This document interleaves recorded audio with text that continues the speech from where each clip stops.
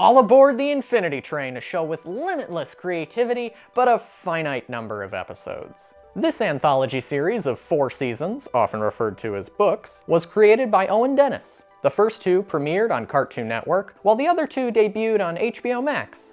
They're not there anymore, though. They're in limbo. Much like the last ranking I did. There will be some small spoilers, but don't worry, I'm not giving anything worthwhile away. One thing that will be a little different is factoring in rewatch value to the rankings. It doesn't apply quite as much, but I will mention it when needed. I will also not be including any of the train documentaries or the pilot, just the 40 episodes. And of those 40, I will be starting with the worst one, in my opinion, so things end on a good note. So let's embark! It's kinda nice how the opinion of this episode is pretty consistent with fans. It's the worst one. Everyone except Ryan is unlikable, it's not funny, it's not insultingly awful, it's more disappointing than anything else. It did get me to think about post-war American food. How do you give J.K. Simmons this bad of a role that violates like a law of animation? For a majority of the runtime, it puts a bad taste in your mouth. Also, none of the background characters move, and it looks kinda bad. I almost wish this episode came 1 or 2 later because Tulip's attachment to 1-1 doesn't carry a lot of weight in just the second episode. At least some good side characters come from it. Why call it the black market card? Just call it the one with amazing backgrounds. They didn't have to go this hard! I would buy these if they were paintings! I got weird vibes from Marcel, and they were confirmed. Were they completely screwed without a pen and paper? I don't like having all the characters bickering as a concept for an episode. This visual is at least neat.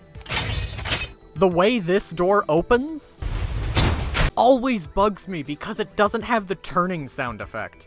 I kinda want this denizen as a pen where I can click his head, if that makes any sort of sense. This is one of the least creative and most forgettable cars on the train. Something about good animated shows and canyons just don't mix.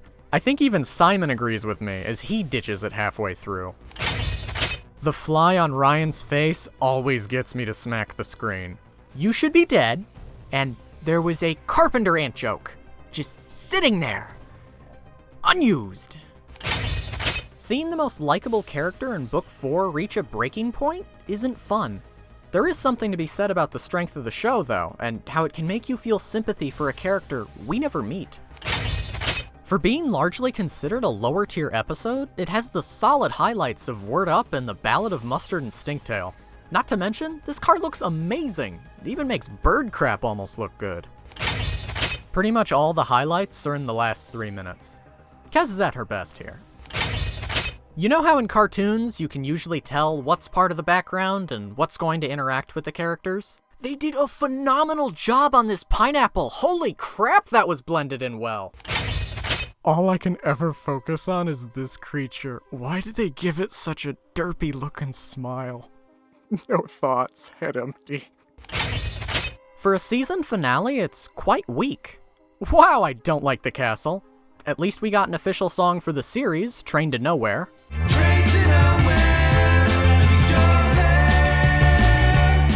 It even fits the current state of the show. Too soon. Too soon. The viewing experience the second time around is significantly better than the first. I just wish that first time was a little better and felt more connected. The highlight is the interaction with the bouncer. He shows so much, yet doesn't have a face. How did Pig Baby leave his car? Genuine question. Animating the perspectives or when things did or didn't have reflections must have been a chore. Tulip is a little too gullible, especially after being tricked not long ago. If you think this one is way lower than it should be, you probably really like Book 2. The best character in the mid to late parts of Book 3 is Amelia. I enjoy how she's just fed up with everything, but is still likable. Creepy creature design and all, but what baffles me is the translucent door. It's the only one like it, and seems a bit contrived.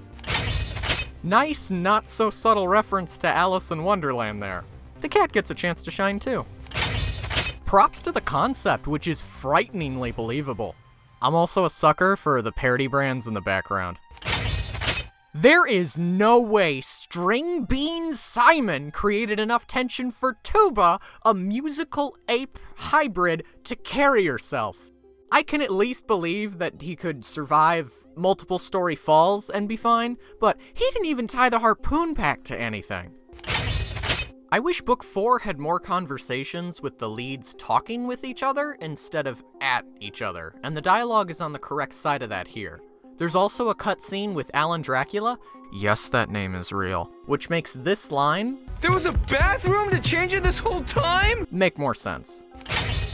Hey look, it's the pilot, but longer. In all honesty, it was the best choice to go with. It's the funniest episode while adding Atticus and more mystery to the train overall. The cinematography really stands out and makes the location feel unique and versatile. Plus, it includes the great side characters of Randall, the cat, and Frank, who is amazing. One thing Book 2 nails is the banter between characters. I could listen to these two talk all day. And they didn't have to give us more Jiggle Wiggle. But they did, and I am forever grateful. The first 4 minutes are like nothing else in the show. The musical opening is different, doesn't overstay its welcome, and is quite fitting. It has the right amount of callback, rewatchability, and a bit of action. They really got their money's worth out of Kyle here. I think the first episode is taken for granted.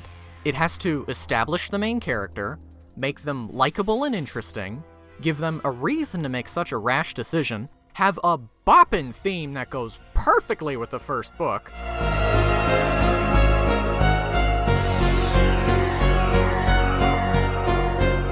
not to mention also establish a bit of the train and the high stakes at play, all in 11 minutes without it feeling rushed. Well done. We finally get some much overdue backstory that looks cool and kicks the intensity of the show up to a whole new level. It continues the legacy of good book finales. It's a fitting name, too. A car concept this dumb should not work this well. I never thought a deer could look so comfy. The dialogue is certainly strong when it has to be. Though my heart is heavy, I am honored to carry the weight, for it will remind me of you. I love that line, and I'm not gonna lie, I wanted to see more objects get corgified. The events that occur in this car completely contrast with each other. I know I'm not the first to say this. There needs to be a plush of khaki bottoms. Miss Tulip, without a helmet? I live dangerously.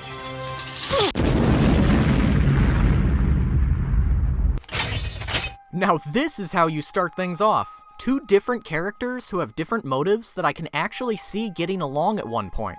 You know an episode is iconic when you can just show most Infinity Train fans this, and they'll know what it's from. One of the problems I have with most of the seasons is it takes me a while to care about the main characters. But not here though. And you add that ominous ending line too. Great job, Book 4.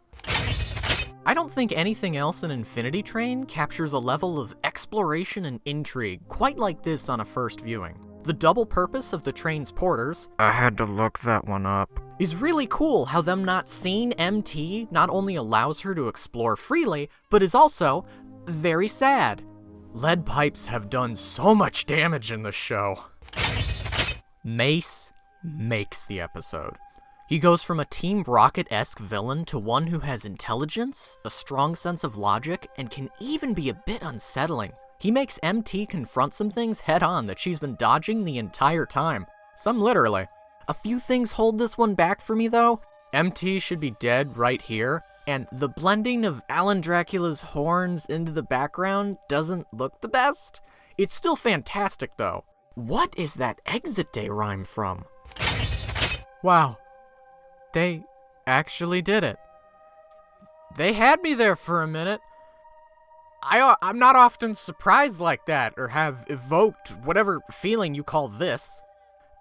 I'm not saying more. What a finale. Shout out to Chrome Canyon for the score at the end. Man, this one's good. Special attention to the use of color and saturation. From the differences between the fake and actual memories to this scene, which has bright colors despite the subject matter because Tulip no longer sees it as doom and gloom, I love it! The Cat's car is what sold me on Infinity Train being a special show. Ever wonder what Infinity Train is like firing on all cylinders? This is the result. A stellar masterclass from nearly every angle. The denizens are great, they don't overstay their welcome, and are just there to lighten the mood. The fine line is aced between maturity and believability. Nobody is out of character, and everything is handled with respect. Throw in a couple of wonderful backgrounds, too.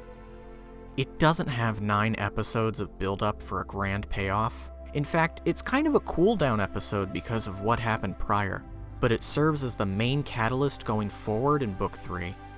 Not many things peak this high, and it's nice to appreciate the view. And I hope you do as well. And if you haven't already, appreciate the series.